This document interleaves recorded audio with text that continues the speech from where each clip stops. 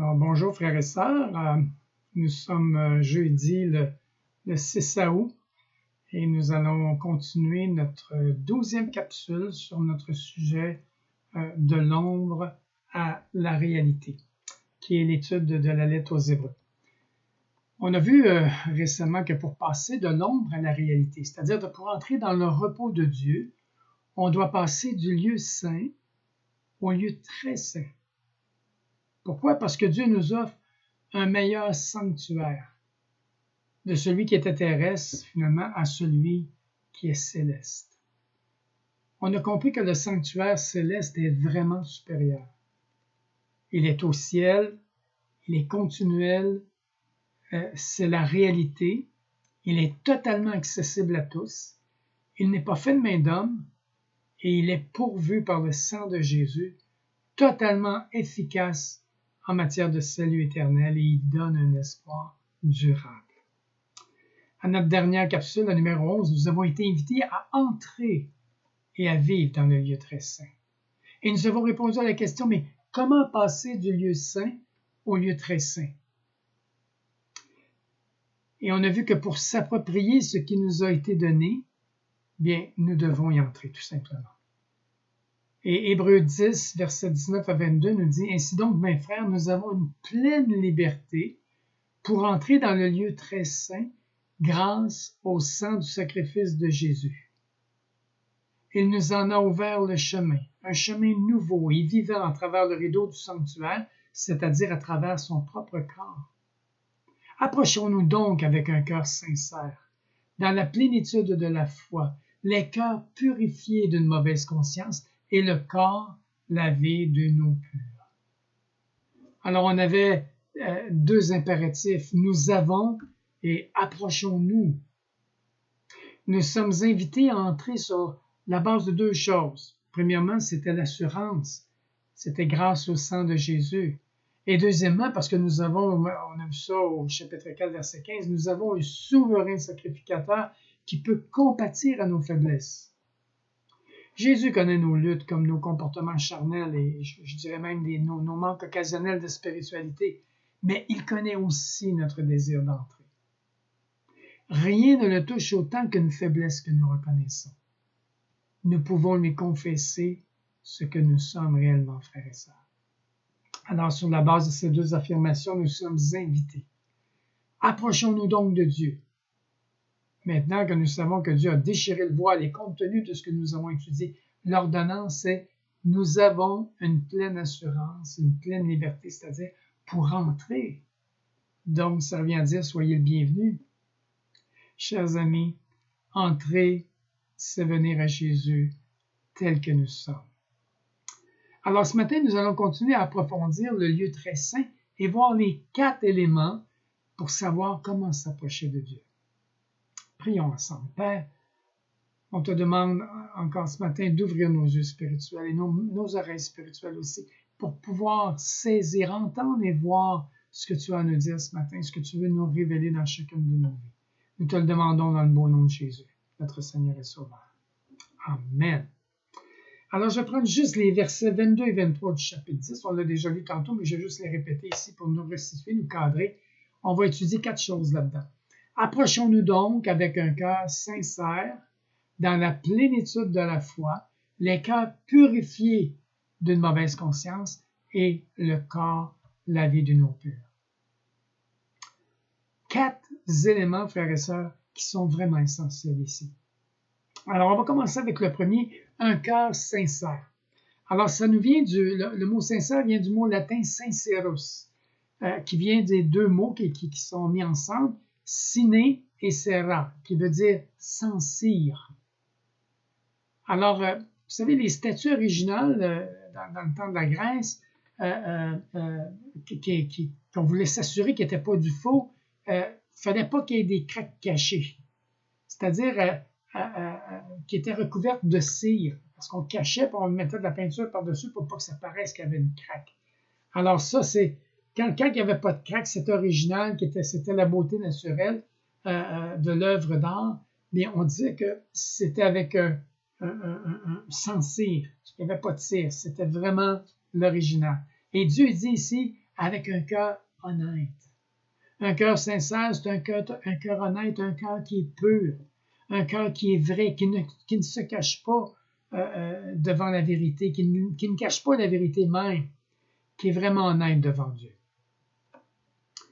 Alors, j'aimerais vous donner l'exemple de lorsque Jésus a rencontré Nathanaël dans Jean 1 au verset 47. Et c'est intéressant l'expression que Jésus utilise. Il dit Jésus, voyant venir à lui Nathanaël. Nathanaël veut dire Dieu a donné ou don de Dieu.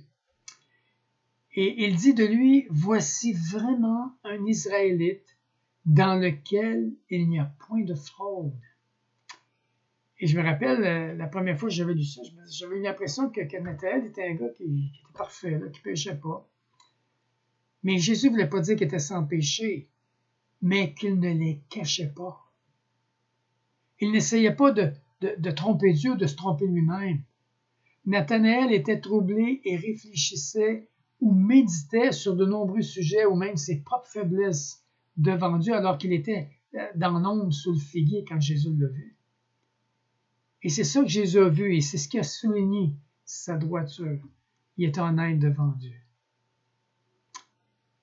Le Seigneur nous appelle à avoir un cœur sincère, vous savez, frères et sœurs, un cœur vrai. Alors c'est avec un cœur sincère que nous devons venir à Jésus. Plutôt que de demander à entrer dans le lieu très saint, nous devons confesser dans le fond qu'on n'y est pas. Ne dissimulons pas notre état réel, car elle fait de nous les bénéficiaires de la grâce de Dieu.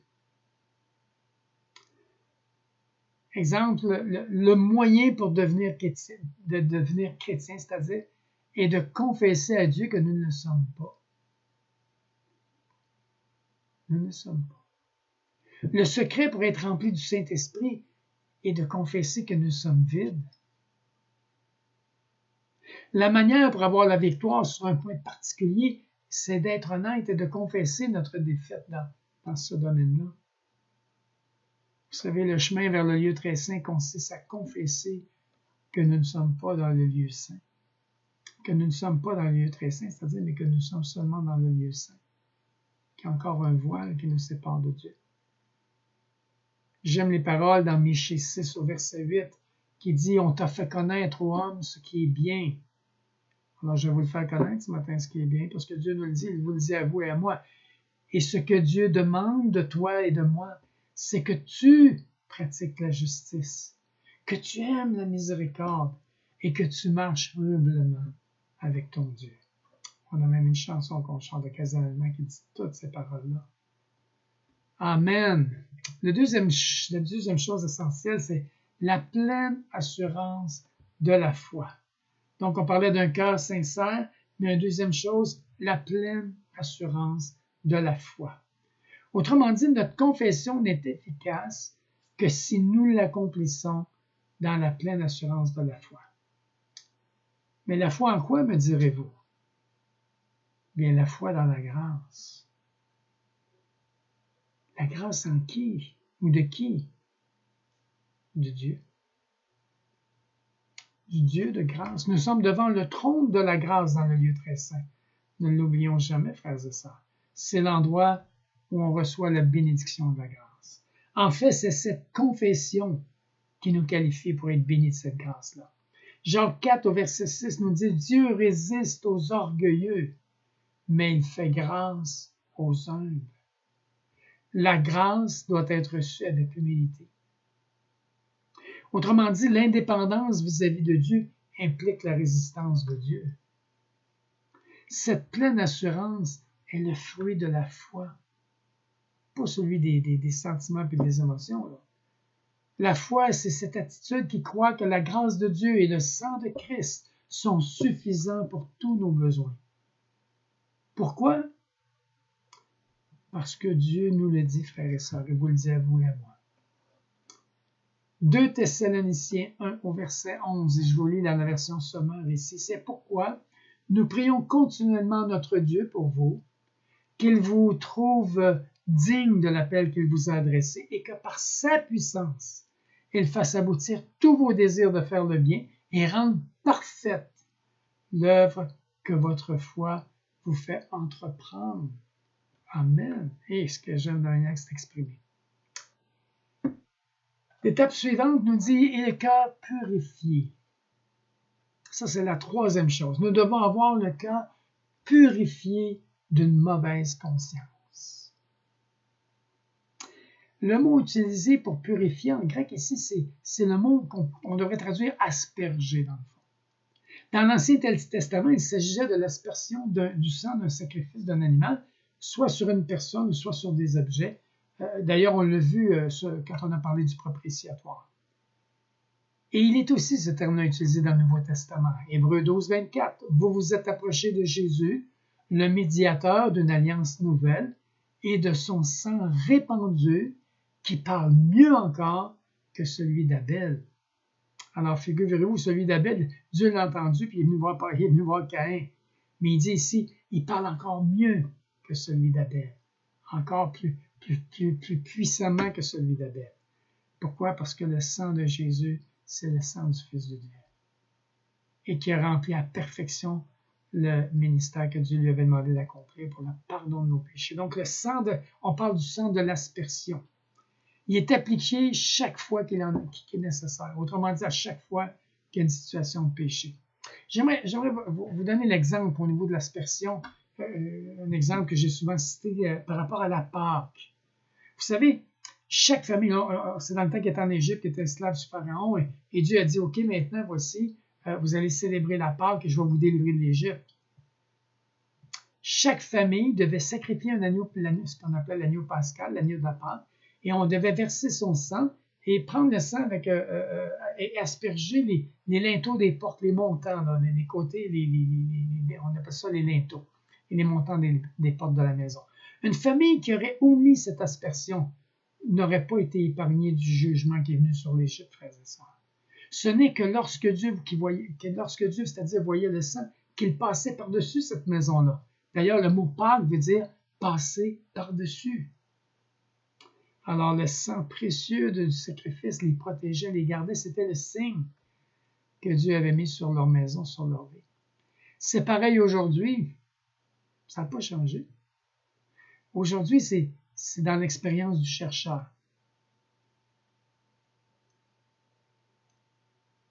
Il n'est pas suffisant que le sang de Christ ait été versé au calvaire. Il doit être aspergé. Il doit être appliqué à nos cœurs pécheurs, chers amis, conscients de nos péchés qui nous causent une mauvaise conscience.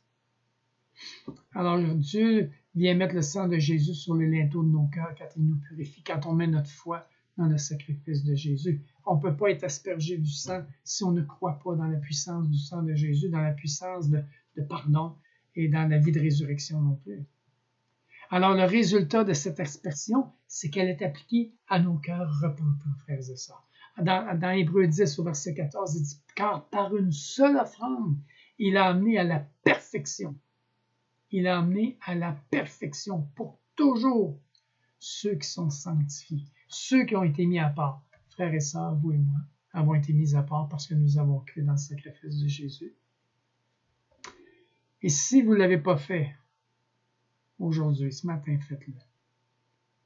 Remettez votre vie dans les mains du Seigneur Jésus et laissez Dieu vous guérir, vous restaurer, vous pardonner. Il nous dit pour toujours. Alors, on peut en jouir dès maintenant, pour toujours. Si quelque chose vous condamne, frère, sœur, acceptez le point de vue de Dieu. Confessez, ce qui veut dire la même chose que Dieu, ce qui fait obstacle au péché. Vous pourrez ainsi entrer dans le lieu très saint. Saisissez la pleine assurance de la foi pour le péché en question et la grâce de Dieu pour le pardon, sachant l'efficacité du sang de Jésus pour le purifier, et goûtez cette paix qui surpasse toute intelligence. La paix que seul Jésus peut nous donner. Amen. Alors le cœur purifié. Le cœur purifié d'une mauvaise conscience. Notre troisième point. Maintenant, le quatrième point, le corps lavé d'une eau pure. Vous savez, dans le temps du ministère terrestre d'Aaron, il devait se laver le corps dans la cuve de bronze avant d'entrer dans le lieu très saint au grand jour des expiations, ce qui se faisait en octobre à l'époque. On lit ça dans les Lévitique au chapitre 16, verset 4. Il se retirera de la tunique sacrée de lin et portera sur son corps des caleçons de lin. Il se ceindra d'une ceinture de lin et il se couvrira la tête d'une tiare de lin. Ce sont les vêtements sacrés dont il se revêtira après avoir lavé son corps dans l'eau.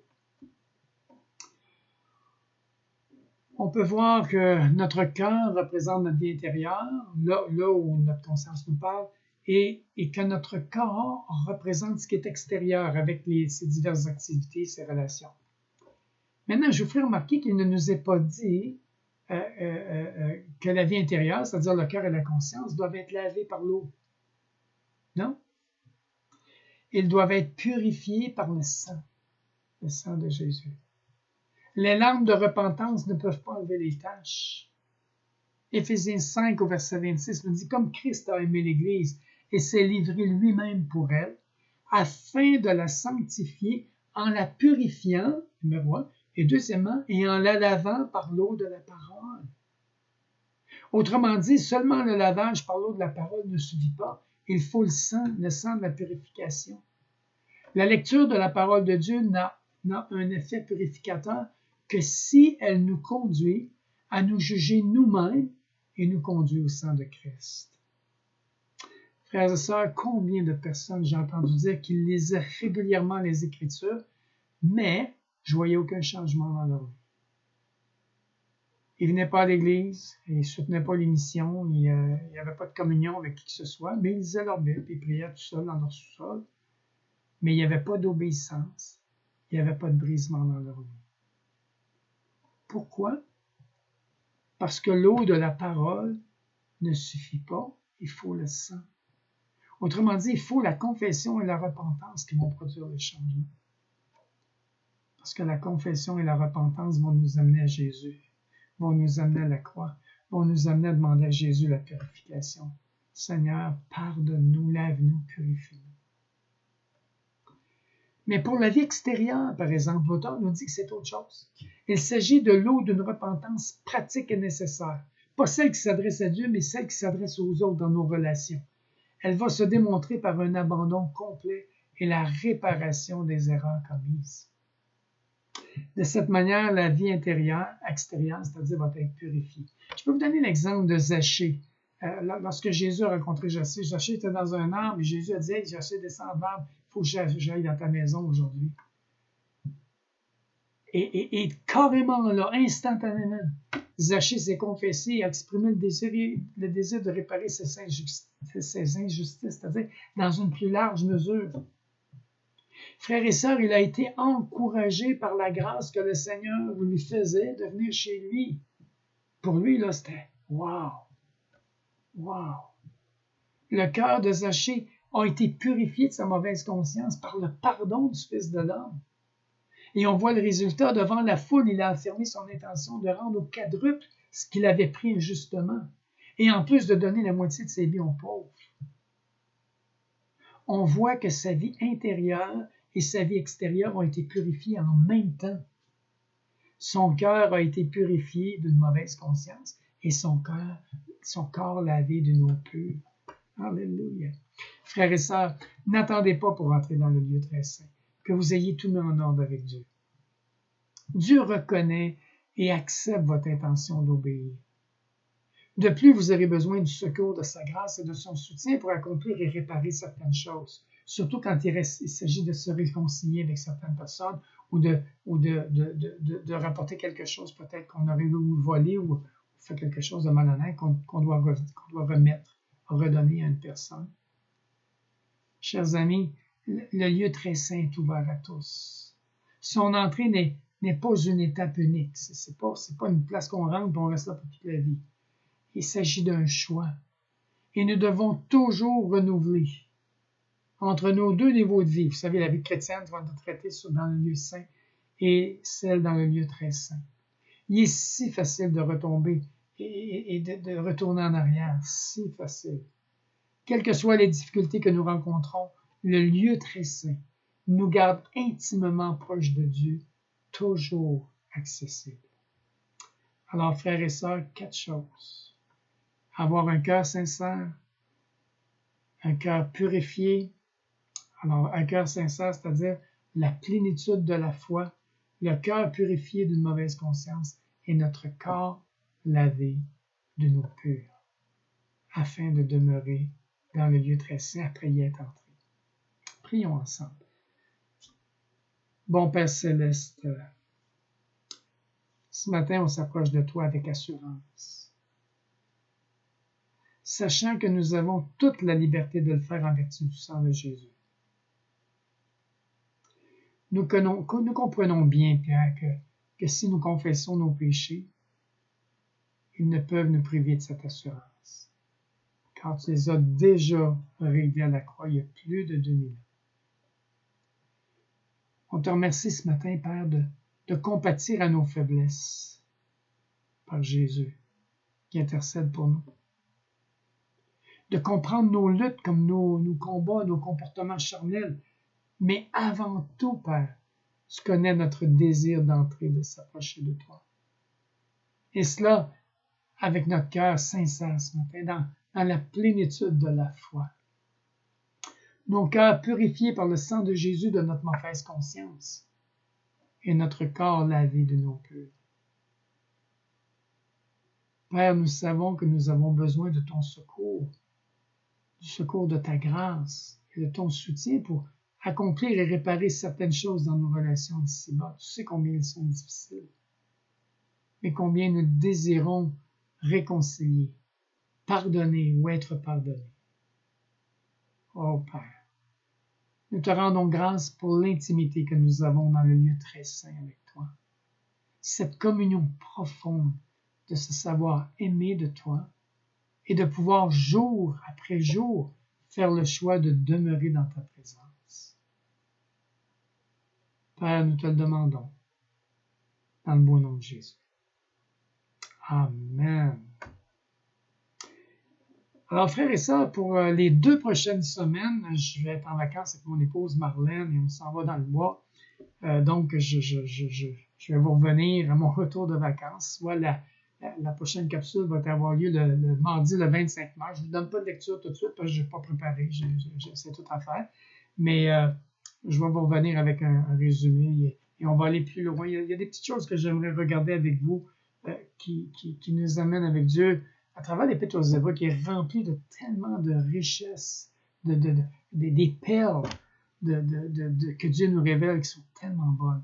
Alors, je veux qu'on continue à approfondir encore un peu davantage et qu'on puisse vivre ensemble dans cette présence si intime de notre Père Céleste. Entre-temps, c'est-à-dire demeurer dans le lieu, c'est très saint. Et laissez Dieu vous parler.